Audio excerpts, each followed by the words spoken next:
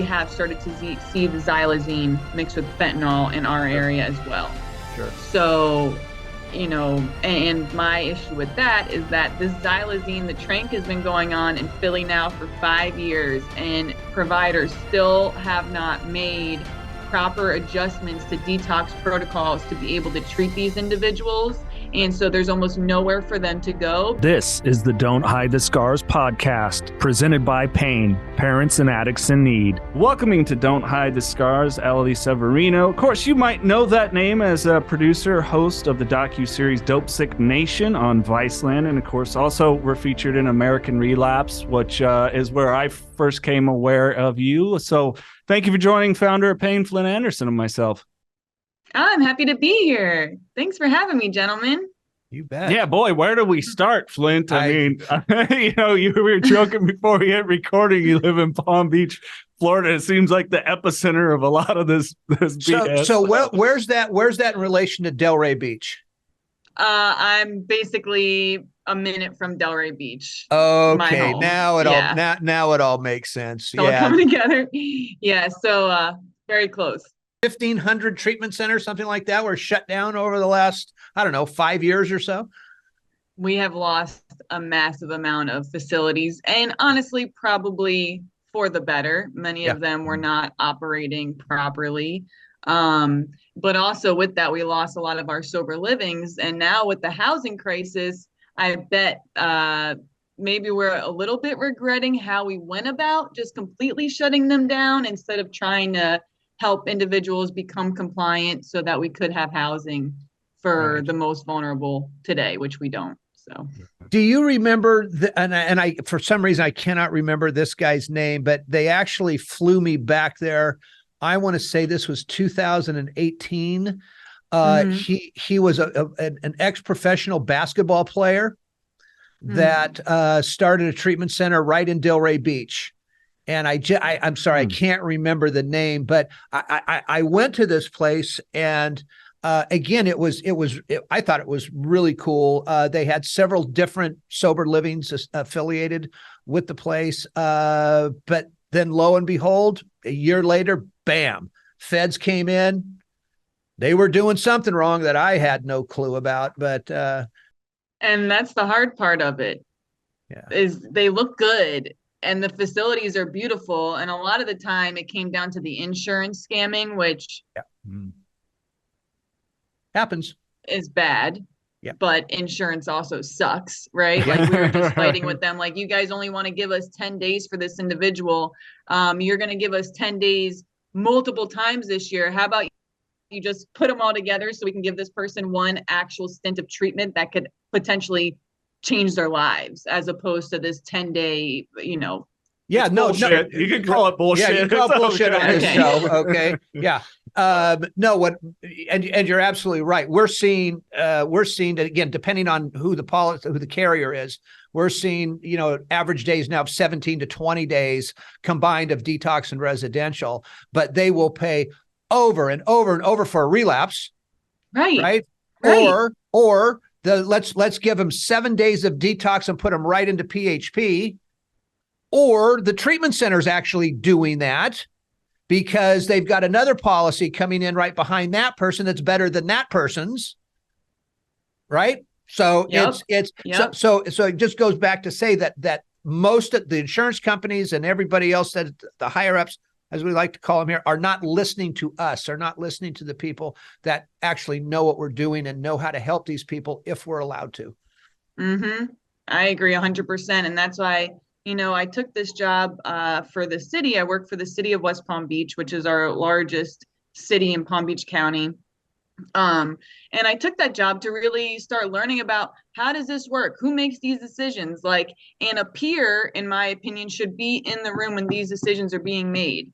I just think it's an abomination that so many laws are passed and decisions are made without the individuals that it affects being in the room at all. Right. Yeah.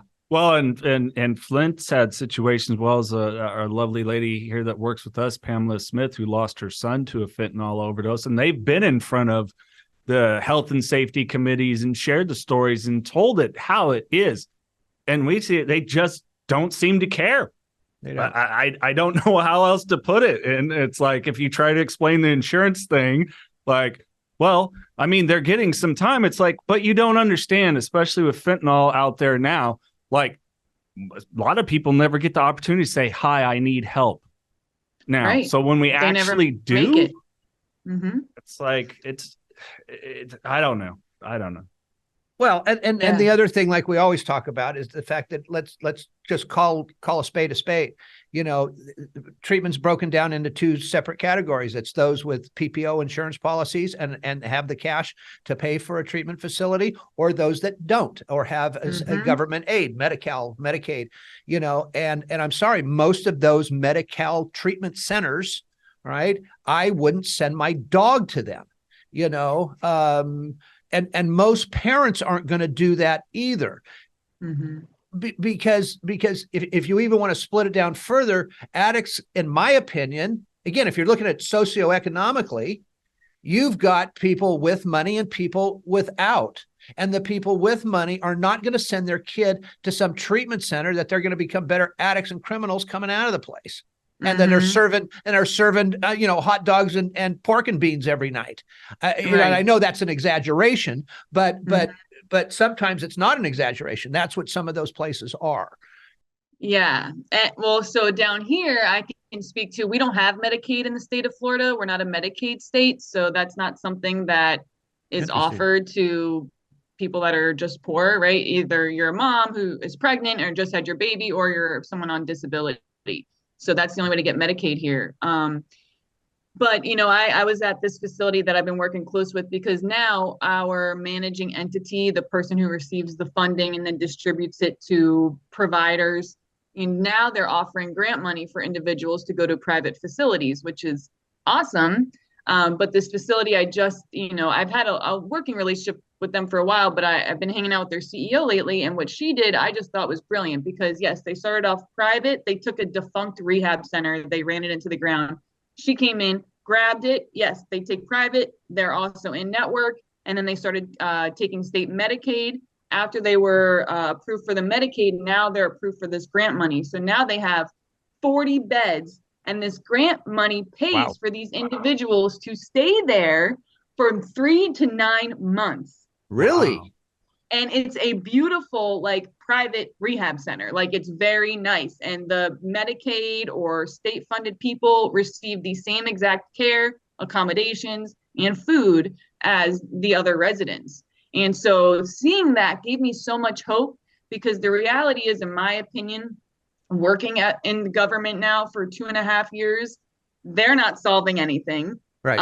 And public and private needs to be together. And so seeing her, how she was like, okay, we can make money off the private policies, and that helps subsidize some of the money we lose on this end, and making it work and building up such a large, 140 bed center really gave me so much hope. I was like, wow, this is what we need to see more of, advocates like that. Yeah. Yeah. Allie, how would I go about looking just somewhere online, looking at these policies and looking at this program?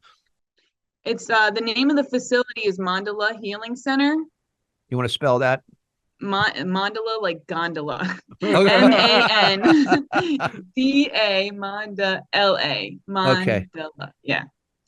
Okay. But yeah, it's impressive. And the interesting thing is that location. So our area has also done a really great job of destroying resources that we have. So that center that they have actually used to be a free rehab center that I attended many years ago. And they, I guess, were billing the state for services that they weren't really providing, ended up losing those hundreds of beds that used to be free. Anyone could walk in and just stay there for 6 months. So we ended up losing that facility. The private people came in, tried to run it PPOs only. They went out, and then finally this woman came in and starts to bring that spirit back of what CARP used to be. And, Yeah, I like it. But they've shut down a lot of our centers. Oh, yeah. Like all of them. Well, we've read about that and seen it, so we're, pretty aware. But, and I didn't really think of, when we talk, and it's the unjust of literally, these are people's lives we're talking about here, but that there would then become that gap. There always is.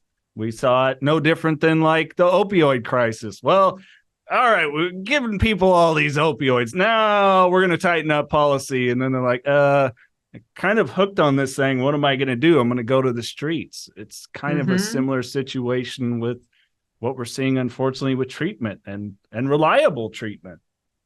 Yes.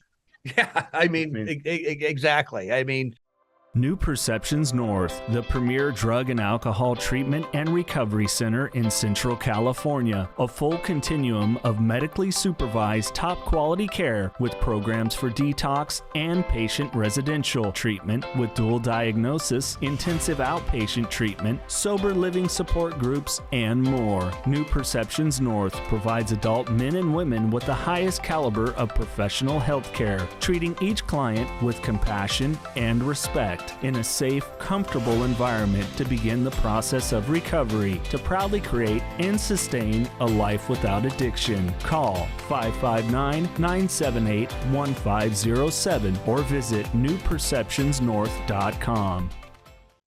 I want to ask you, because, we all know that Oxy was a huge part of the Florida mess, way back when. Are you seeing much OxyContin anymore down there? No, I didn't think so. No, Yeah, we haven't had pill, yeah. because that was my story. I Yeah. was very involved in the pill mills, the doctor shopping. I got arrested for all of that. And so that was very much my story. And it was very much how all my friends became addicted to opiates. I'm one of the lucky few, like literally maybe one other person that didn't make that next jump to heroin.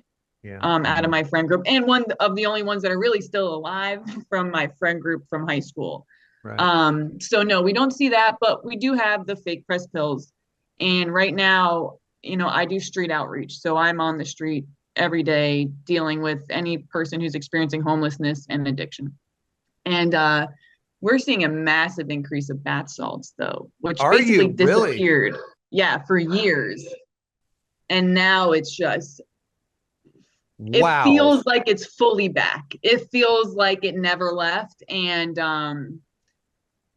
so that's a concern for me in my area. And the second concern is we have started to see the xylazine mixed with fentanyl in our area as well. Sure. So, and my issue with that is that the xylazine, the tranq, has been going on in Philly now for 5 years, and providers still have not made proper adjustments to detox protocols to be able to treat these individuals. And so there's almost nowhere for them to go because they're not either taking the time to learn how to treat it or don't have the pressure, or I don't know what it is, but I feel so much for those individuals. And we also know that the tranq causes these sores, right? Your skin.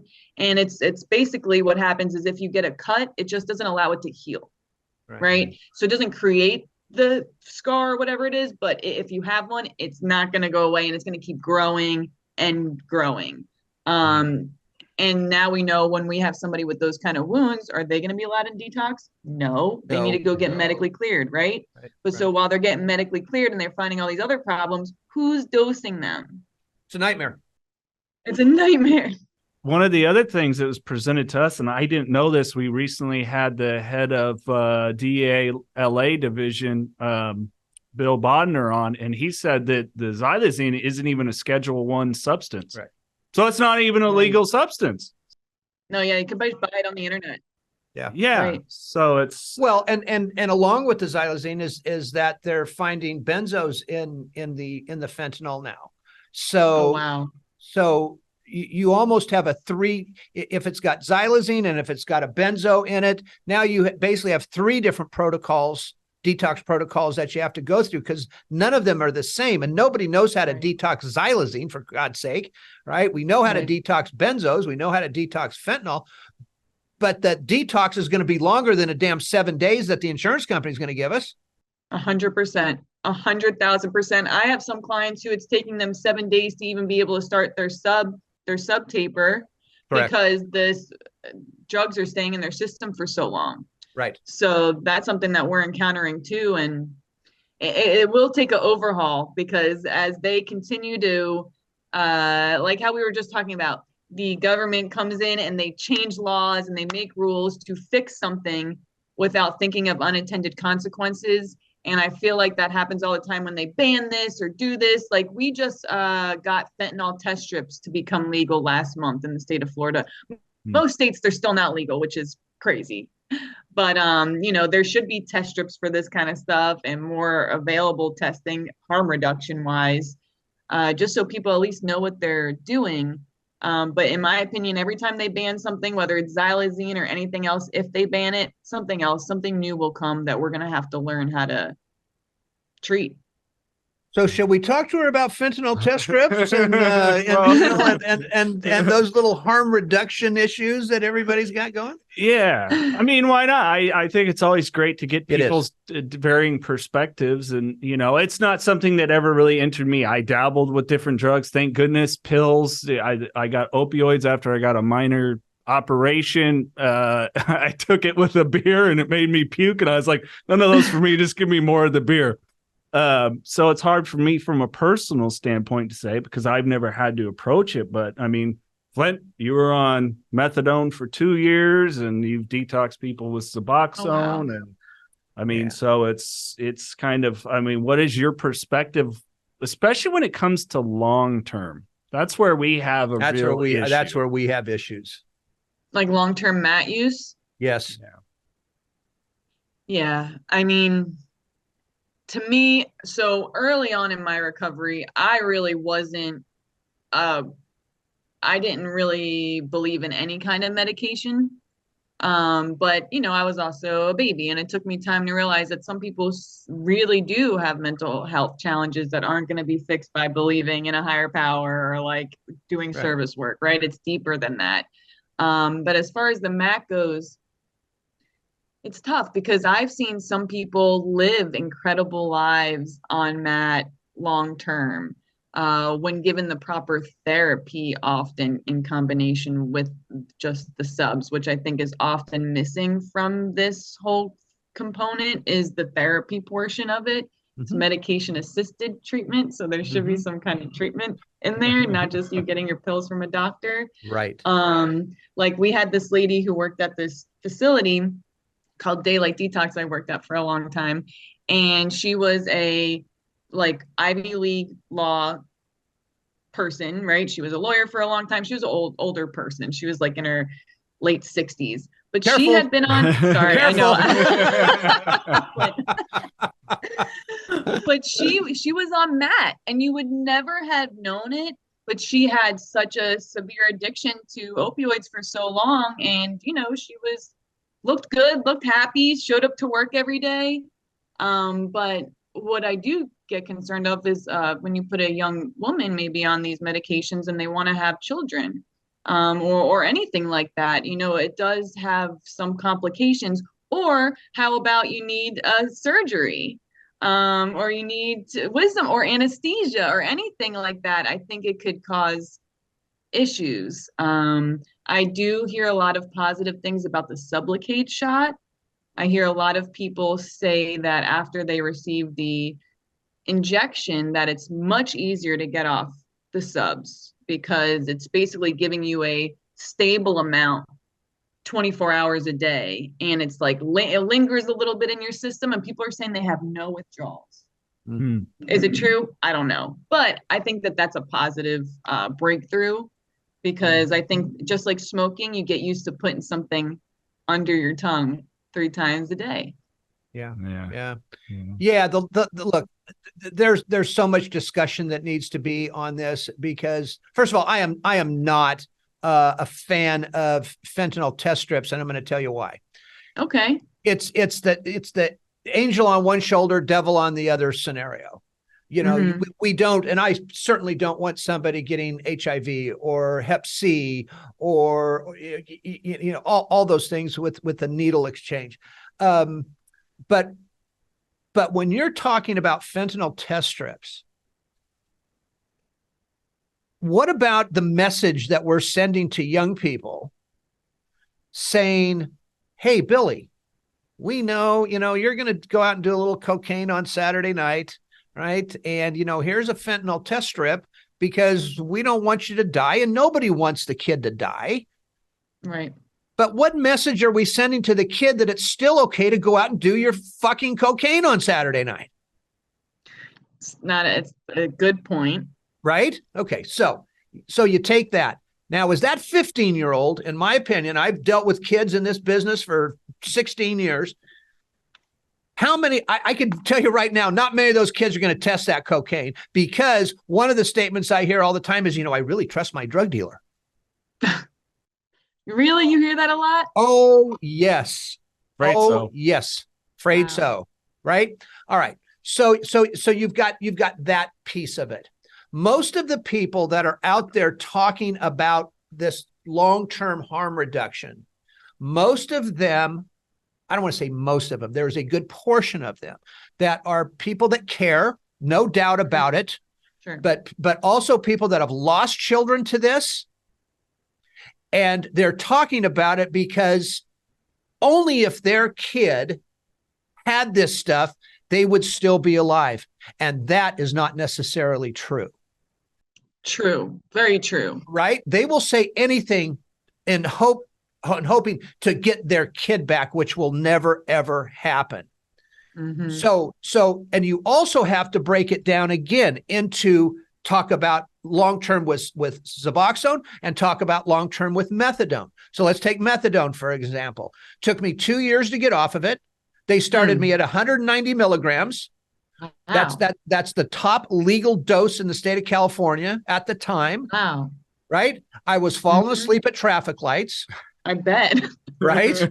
Every time I would get down to 110, 120, I'd walk in and go, hey, this ain't holding me. Okay. And the doctor's, yeah, let's just take you up a few more milligrams. Right? Okay. Right. So they're not treatment centers, they're maintenance centers.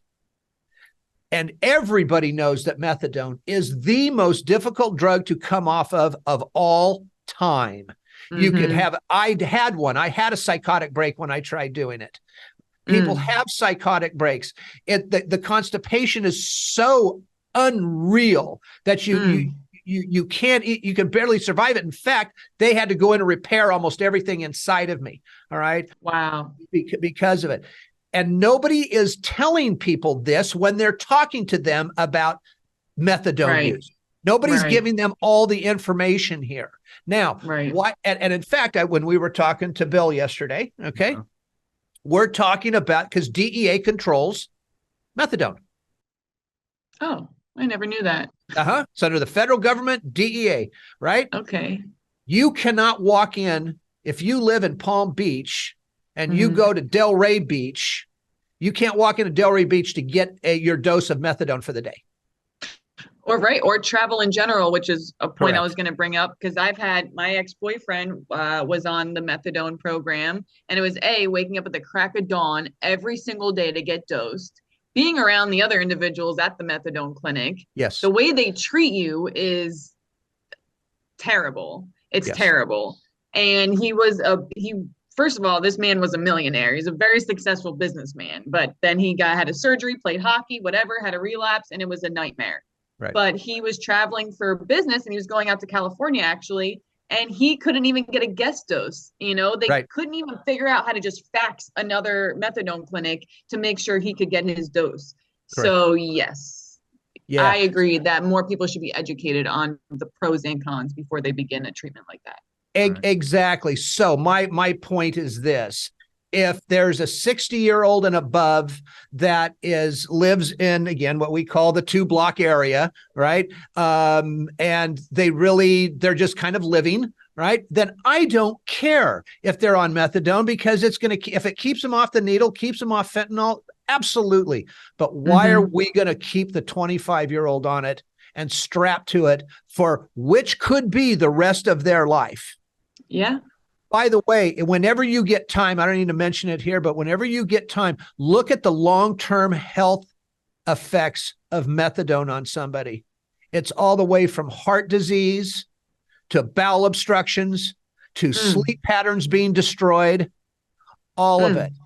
And a lot of that is with Suboxone as well. My thing Mm-hmm. is just this, and then I'll shut up. Okay. It's being properly educated so people can make the correct choice on it. I'm not here to tell somebody what to do. I'm here to tell somebody this is what's going to happen to you if you decide to go down this road, or this road. Mm-hmm. Now you make the call. Right. And that's, I have again, to that's give fine. you a little pushback, Flint, on one thing Absolutely. though. Push me back. I love this. This is Push so me fun. back. We got to do this all the time. Okay. On the test strips, though. Now, for kids, giving kids test strips, I don't know about all that. But I did read a lot of studies that show like these large music festivals, when these large music festivals offer individuals the ability to test their drugs, they often do. When the drugs come back something different than they think they are, they often do not use them.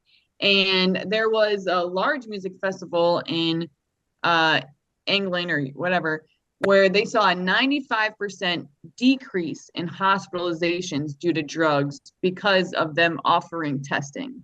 So while, yes, I think it could give some people the idea of, well, they give us a test strip to test it. And it's kind of opening that door to make it okay to use.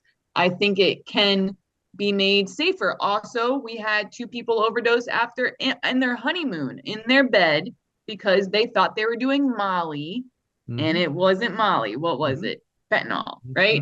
And they died. So for recreational drug users, I think it could be a positive thing. Also, the state of Ohio had more overdoses from fentanyl-laced cocaine than fentanyl-laced heroin.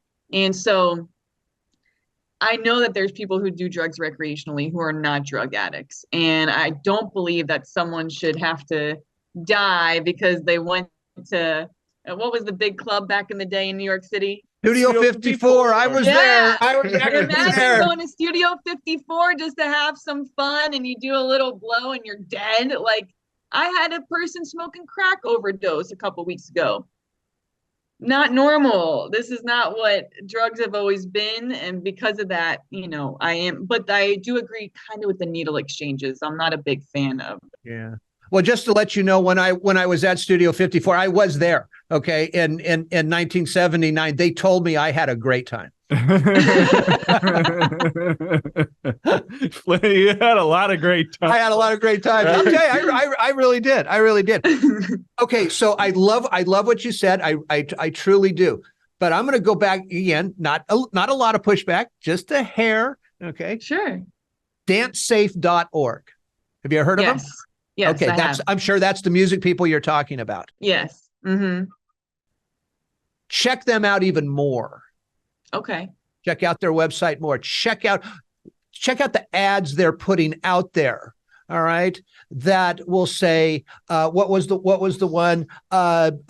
Instead of injecting fentanyl, try snorting it. Right. Well, no, it was instead of snorting, try smoking. Yes, that was. So it was. Yeah. It's like where the total misguided it just deviates from the good intentions, So there's. And remember this: they are a corporation that is making money, that is bringing kids in to dance because that's how they make their living.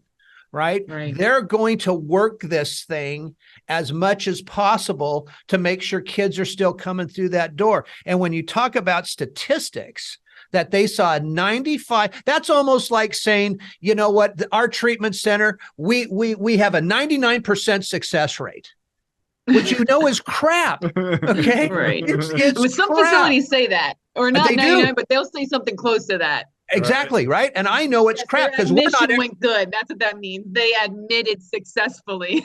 That's exactly right. Because we're nowhere near that. Right. In fact, it's so hard to keep. You can't even keep a statistic on something like that because after they leave, where do they go? If they're not in your program, who the hell knows? But again, getting back to these guys, 95%. I would have rather them said 60%. And I might have maybe even believed it a little bit. But where do they get their stats? Right. Where do they get their stats? The hospitals aren't going to allow them to see those stats. Right. That's a good point. I will look into it more. Yeah. Because something that I have learned also in the past couple of years is advocates often have good intentions, but the things that they advocate for are not always good. Yeah. In a simple way. They're not always Correct. going to work out the way they think they are. I wanted to start this program because many months ago I was dealing with some veterans. I just didn't like the way they were being treated. I didn't like the services that were being provided, for the lack of a better term.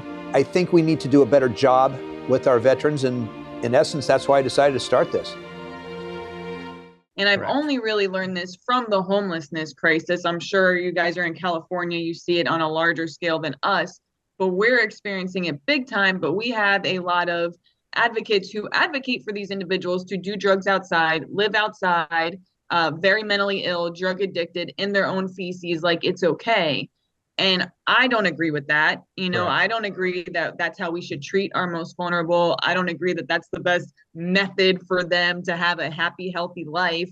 I don't believe that they even are in control of their life, that like they have any of that self control that we have to make our decisions every day.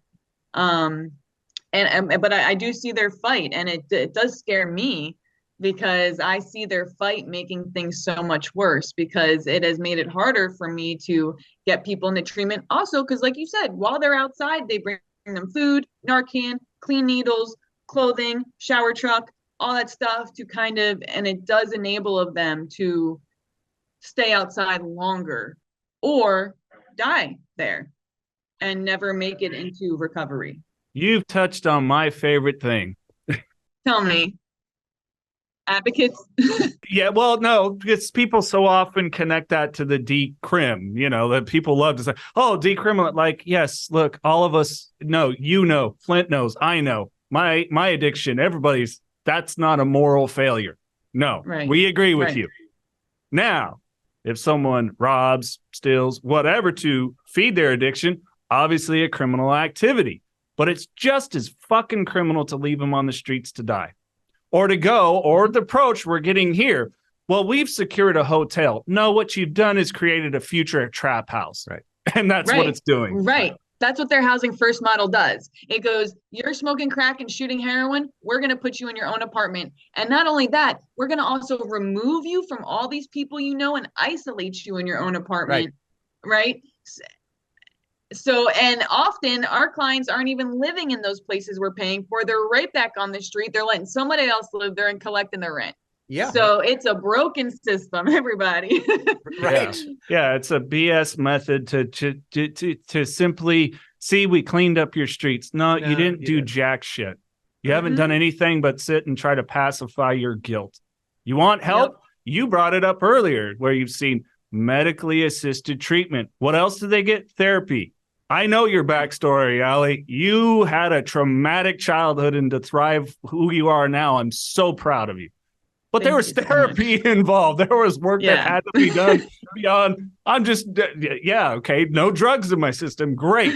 Doesn't mean all these other things, and I developed tools to deal with it. I just think it's the most heartless thing you can do. Yeah. We see it in San Francisco, LA. We see it when we drive through here in Fresno. I see it on a small scale in the small town I live in. It is everywhere. And how heartless are you? You're just leaving people to die. That's it. Yeah. Literally. Oh, and we're keeping them on life support while they're out there, because people don't want to watch zombies walk around their neighborhood, but also, like you said, with the criminal justice system, that's the point of intervention that we need, right? Intervention, treatment, recovery. That's how that's supposed to work. When there's no intervention, we have people that break the law every day. Oh God, the things that they do and get away with, and it robs them of that opportunity. For me, every time I've been in jail, I deserve to be there. Promise you guys that. I didn't want to be there, but I deserved it. Okay. Right. And not being let out immediately after I got arrested gave me time to think about why I'm in there and why I'm making these decisions. And then that time would also give, because down here we have people that go into the jails, peers, that meet with somebody who's been arrested multiple times or has a substance use disorder to see if they want to go to treatment, right? And then they'll go to the judge and they'll try to fight for them to make that a reality. But when we just let people out, they're not even getting any of that. That never happens. Right. Yeah. Well, and we're letting dealers out here. Oh, I mean, God. so let's not even I mean, go down that road of every drug dealer just walks away in the state of California. They just walk away. You know, wow. It's unbelievably. And in fact, I was telling this yesterday.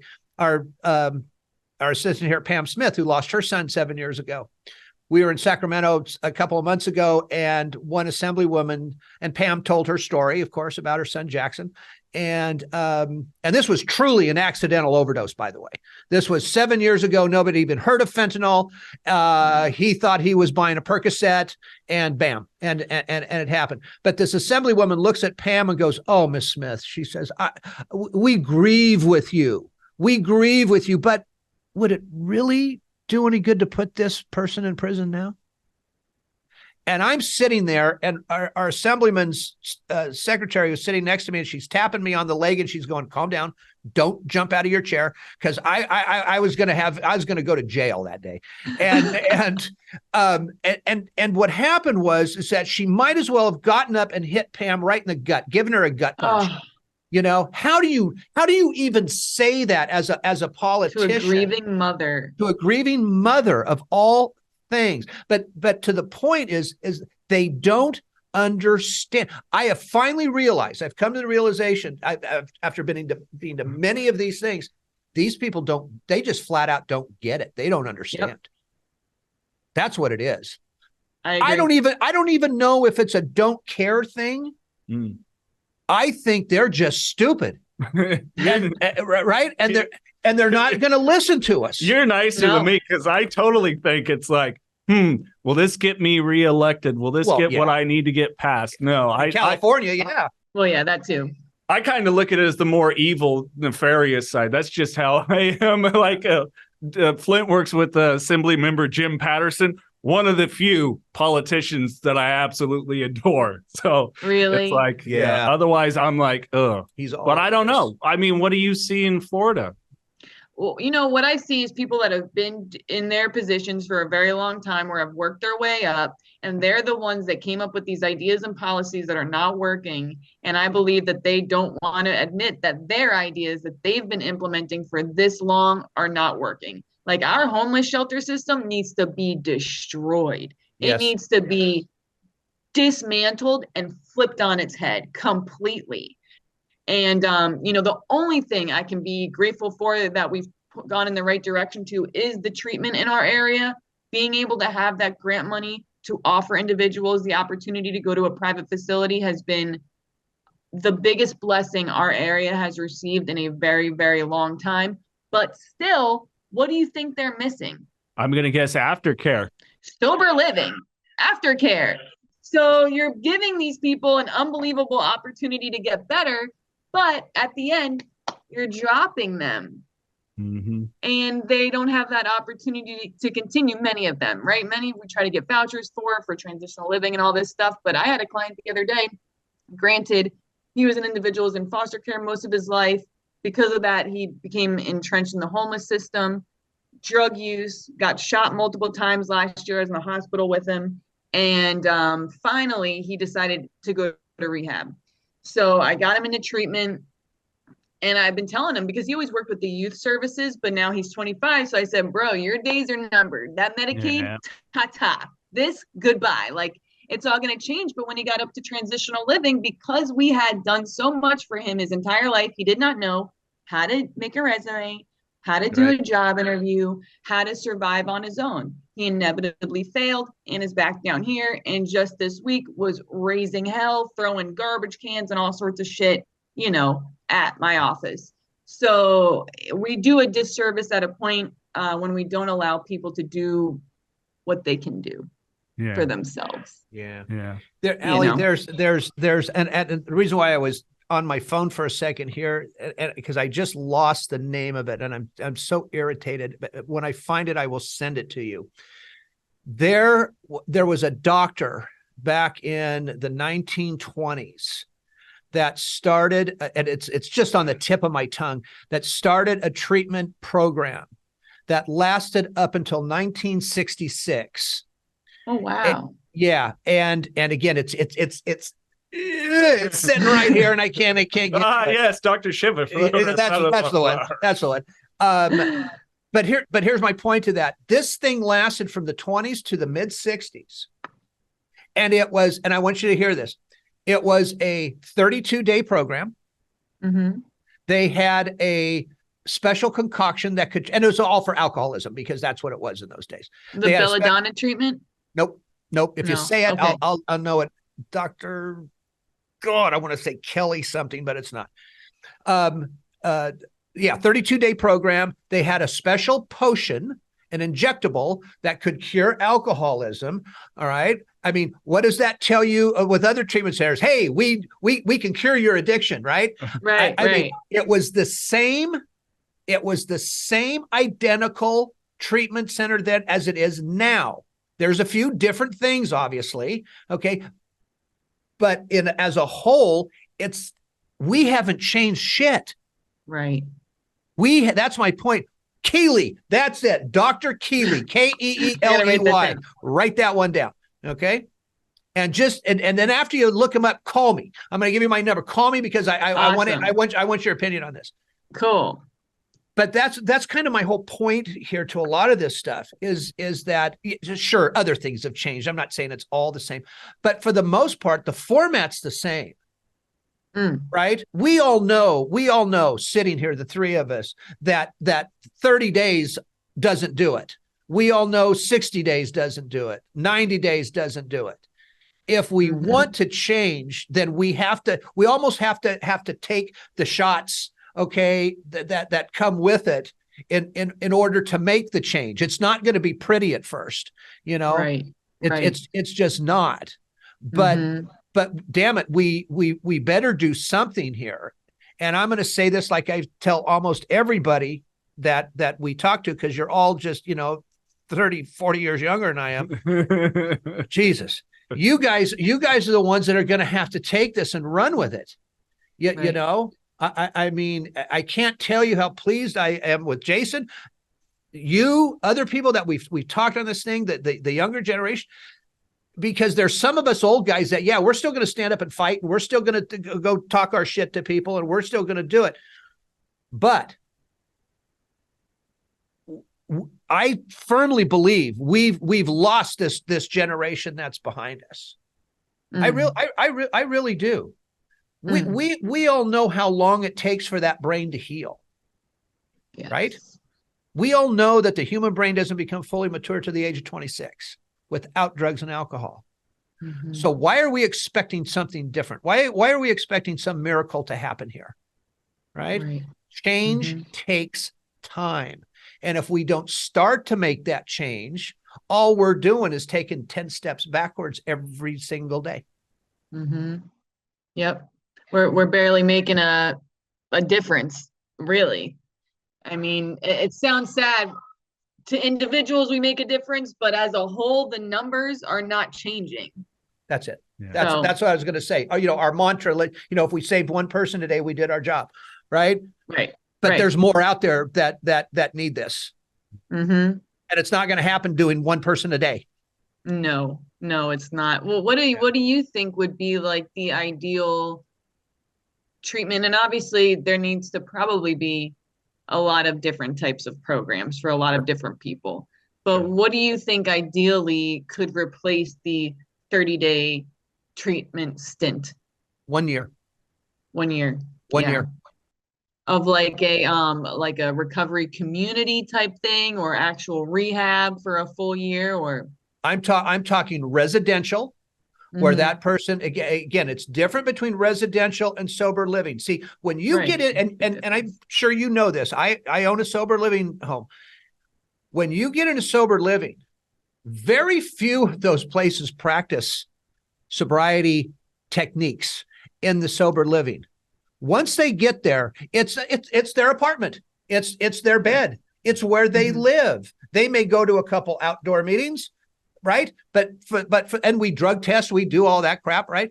but that's pretty much it. So to have that residential place that somebody goes to for that 1 year, by the way, like you said it, and you said it, the therapy side of this, they have to be fully committed. But the argument is going to be, well, not everybody wants to get clean and sober. Not everybody can get clean and sober. No, but we need to give them a shot. Yeah. Right. A true opportunity. True opportunity. Yeah. I was arguing with not arguing, but having a friendly discussion with a good friend of mine who works at a different organization. And we were arguing about housing first. And I said, well, Joey, how did you get sober? And he goes, well, I went to long-term treatment, went to a halfway house. I said, yeah, me too. I went to transitional living after long-term treatment. So both of us got better the same way. Does that tell you anything? That maybe what you're saying is not the best because it didn't work for anybody we know? Right. We got to start doing things that work for people we can see that it's working for. You bet. Yeah. We can't just, to give a visual for people, because I love it. We can't just kind of shine the light on this thing. We got to light the whole damn map of options here. It's like you said, you had a young man. No jobs. So many don't even know what a dang resume is. There's some people, and we actually have a beautiful program in the little town I live in called Merced, where they're getting these guys and some women, it's mostly males that we're seeing first jobs. And some of them, I go to Celebrate Recovery with, and it's like, sorry, I stink. I just got done, and their job's picking up trash on the side of the road. But it's building a resume. Right. And it's about that stuff. So I agree with you, Flint. We got to, go through this process. And maybe some people, it's not going to be necessary for everyone. Right. But let's give them the option, the opportunity. Right. You can't tell me, government, you're not pissing away a ton of money in some other areas with a lot of. Well, I want to know how you guys feel about the $22 million California gave in San Francisco for them to start the open air drug market. Oh, God. It's our favorite thing. It's our favorite thing. Didn't you know that? Whereas the assembly member I was mentioning earlier got a bill passed to help with greater awareness of fentanyl and everything else. And you got a drop in the bucket with $4 million by the end of it. Yeah. But we're going to give $22 million to one city to, and I heard almost no one was sent to treatment from the whatever you want to call it, the encampment, basically. That is just unbelievable that they had that much money to test out a harm reduction strategy, but they don't have that kind of funding for long-term treatment, which I believe there has to be statistics showing that has a huge success rate compared to what we're trying. Well, wait a minute. I mean, you don't you know that our Governor Newsom here knows how to print money in his basement? Oh, I didn't know that. He does? Yeah, he does. So 22 million, not a problem.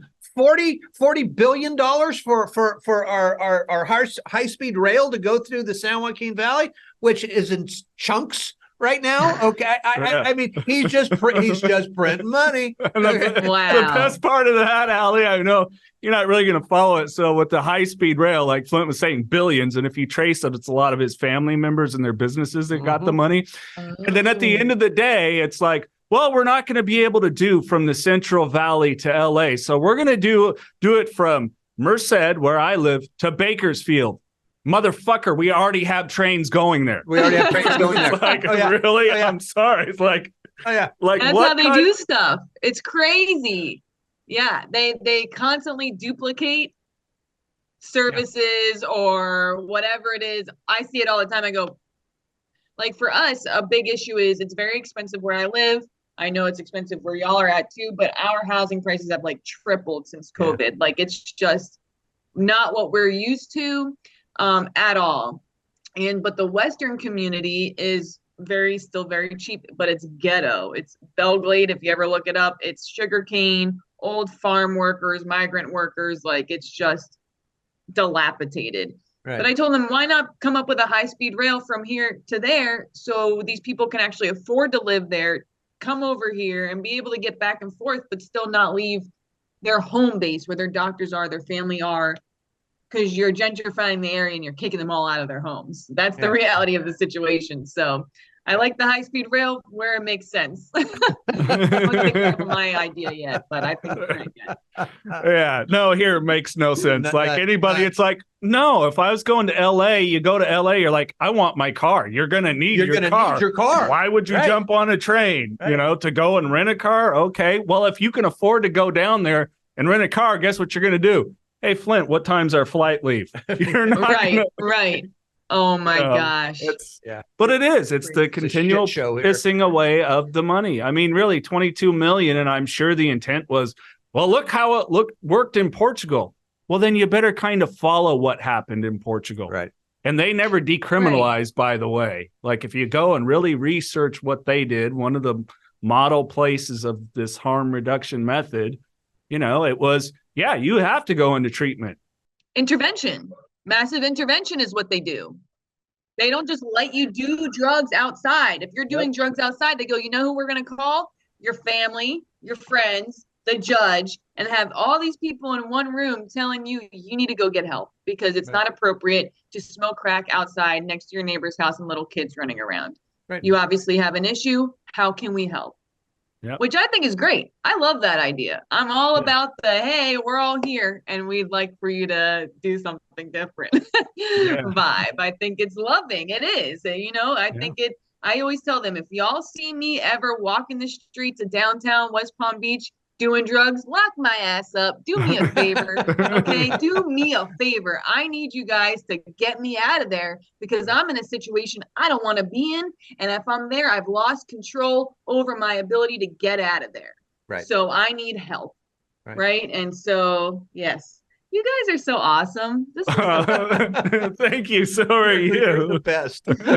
We should do a weekly show with Amy. With Allie here. I mean, right? Allie's Corner. Allie's Corner. Here we go. I love it. So what else are you? I mean, not that you're not busy enough. Are we going to return to any of the TV work? Is that just kind of you feel that's left behind? You've told the message you want to tell.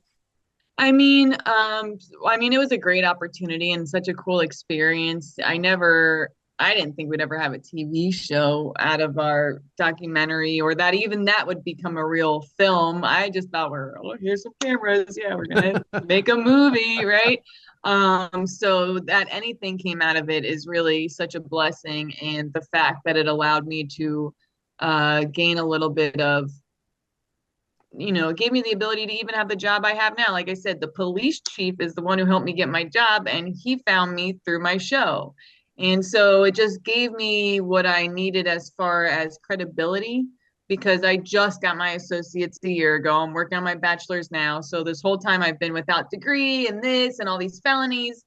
And so it really has given me that opportunity. I have a podcast called Back Alley Chat. And I like that. So that's been really, really cool. I did want to put out content because I love making content, especially educational stuff, but I didn't have any time to edit on my own or whatever. So I started doing that. And this job today I was trying to leave to come here and I'm like, how am I the only one with the master key? So I'm waiting for everyone to leave. I'm like, guys, I gotta go. No one cares about my time. They wanted me there till 10 o'clock tonight. And I was just like, I'm confused how I'm like one of the lowest paid people here and like do all the shitty work. Like, why do I get all the shitty work? I don't get it. So I think they're putting me through some kind of hazing experiment. I don't know.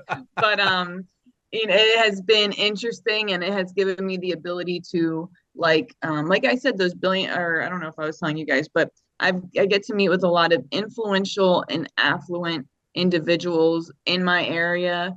And so my goal has always been, since I took this position, I hate to keep complaining about the money, but this fucking shit does not pay well.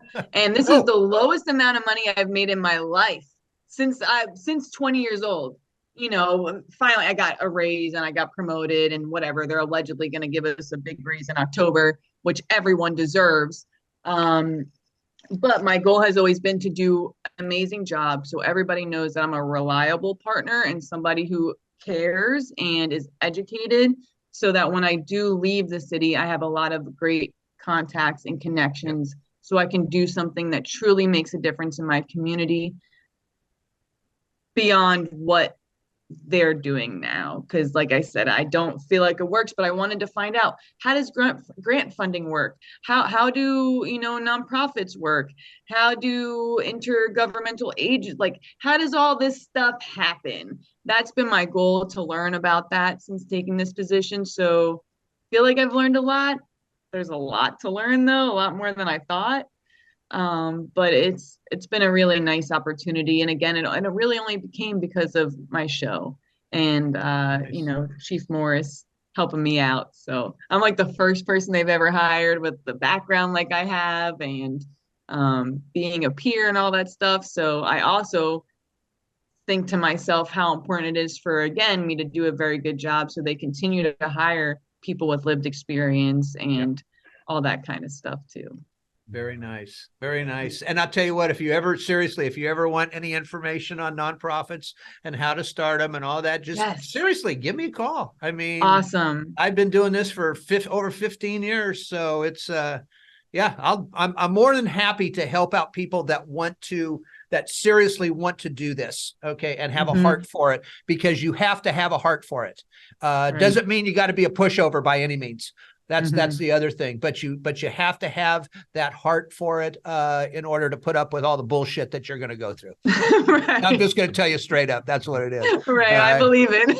But it's worth, I got to tell you, it's worth every second of bitching, complaining, and moaning, because the good times, the people that you see, the people that you help, the people that you get to meet, that you get to bring in, okay, it can't be beat. Yeah. It just can't be. Yeah. What, you know, was it your lived experience that made you want to do nonprofits, or was it aggravation with not seeing certain services be available? What caused you to start yours? No, none of that. First of all, I had a really good business, okay, before. Okay. You know, but I got sober in 2001. I didn't start this until 2009. It took me 7 years. I really wanted to, while I was doing my other business, I still wanted to think about things and where I wanted to go. And then I do have a theatrical background, and so I love speaking in front of people. So I'm going to tell her this quick story. So okay, so you may never have told it to me. Well, the tooth thing. The tooth thing. Yeah, okay. So in 2008, it's my best friend who got me into treatment. We've known each other now for 52 years, I think it is. Wow. So I got my first speaking engagement in 2009. Actually, we started this thing first, but my teeth were really messed up from all the drug use and all the sugar, right, and just everything. And so the night before, I had to go speak at this local church. That's all it was. That a tooth, not dead center, but off to the side, just dropped out. Okay. Swear to God. So, No. so I go over to my friend's house and I'm talking like this, right? Because I didn't want him to see it. I go, this tooth just fell out. I go, can you tell? And he goes, oh, it looks good. He goes, he's just screwing with me. He goes, it looks good. All right. No problem. Go do your speech, right? So I go do the speech the next night, and it was fine. Nobody said anything, right? And so the next day, he calls me up and he goes, "Are you happy with your dentist?" And I go, "I don't know." I go, "I guess we're trying to piecemeal this thing together. I don't have insurance, dental insurance right now, blah, blah, blah." And then it dawned on me where he was going with this. And I go, no, you're not. And he goes, yes, I am. He says, you have an appointment with my dentist Monday morning at 10 o'clock. You're getting all new teeth. Goodbye. Click. And he slams down the phone. And it was, I mean, he paid for every implant in my mouth. Wow. Yeah. Wow. And he did it because I stayed clean and sober those 8 years. Right. And so with that, I just wanted to go out and tell my story. And because my story it goes real deep. And then the speaking engagement started to come, and then people started calling me and going, hey, I got a kid over here. We don't know what to do. Right. Can you help my son? Can you help my daughter? Can you help this? And I'm from Fresno. I was born and raised here. So I knew a lot of people, put a board together. I said, let's get a 501c3 going here and see what happens. And then in 2021, we got California Nonprofit of the Year. So There it is. That's so cool. Yeah. How cool Yeah. is that? But it's not without some heartache. It's not without some sleepless nights, all those different things. It's like any other business. In fact, I think it's harder.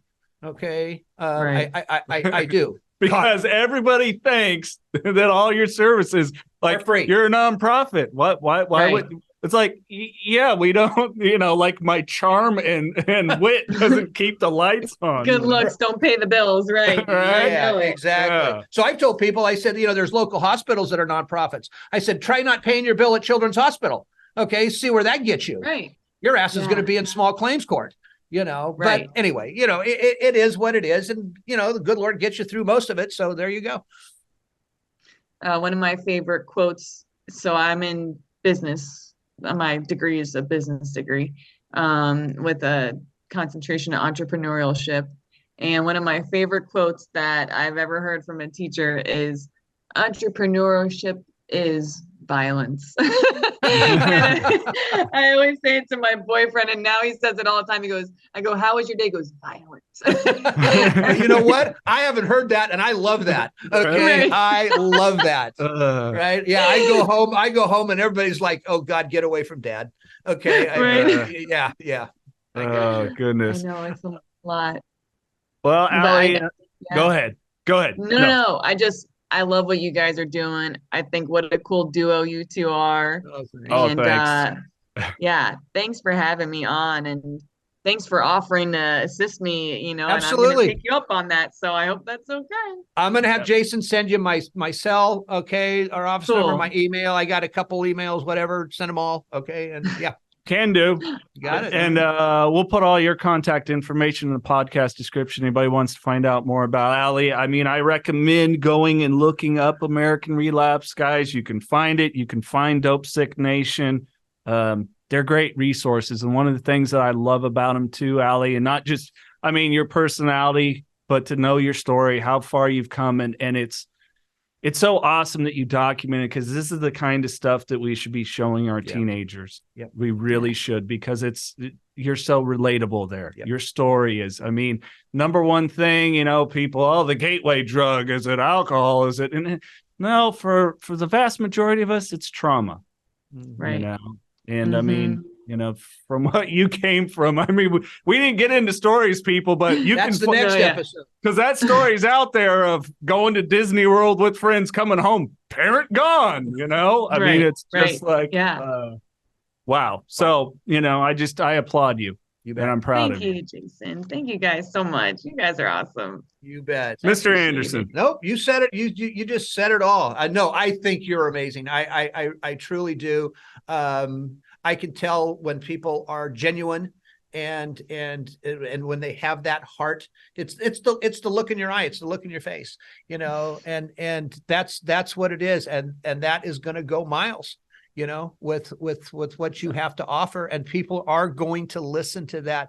People out there, they know when they're being bullshitted, and even me, grouchy as hell, and all those other things. It's true. It's the truth. I vowed I was always going to tell the truth and never shy away from it. You can't, because I care too much. I don't want anybody to have to go through what I went through. And sometimes you just got to get a little angry. Sometimes you got to be really happy. Okay. And you got to use both of that. And you've just got it. She's just got it. Yeah. So kick some ass for us, will you? Thank you, guys. I'm gonna do my part over here on the East Coast. There she goes. And he's not as grumpy as he portrays. Trust me. Oh, I know it. I can tell. It's just a facade. You should see me. They can tell when I'm about to be grumpy at work. They're like, "Uh-oh, Allie. 1, 2." I'm like,